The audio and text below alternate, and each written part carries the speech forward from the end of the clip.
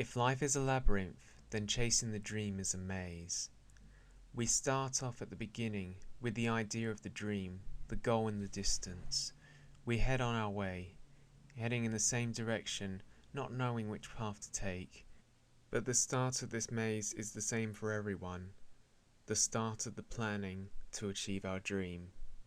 Everything appears simple yet basic. We know what we want in our minds, but it is until we take that first step, where we choose to go left or right, that the reality of chasing the dream finally hits us. That the path that we anticipated is actually a lot more tougher and longer. That any mistake that we make could cost us dearly, or even just set us back by a couple of days or years.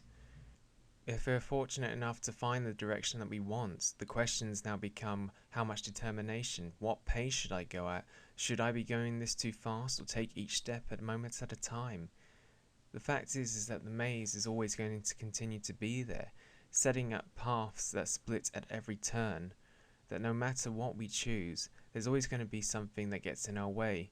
Whether it's the right path throwing roadblocks at us to question the determination that we put into the efforts that we do to achieve that dream, or just simply choosing another route to find an easy way out, only to realize that we're back from where we started.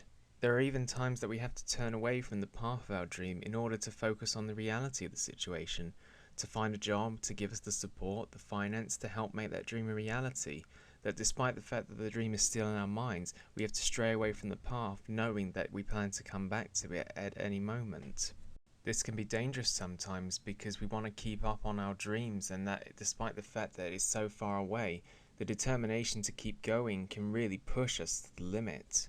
And that maybe the dream is too much to chase after, so we have to give up and find a new dream and start right at the very beginning once again.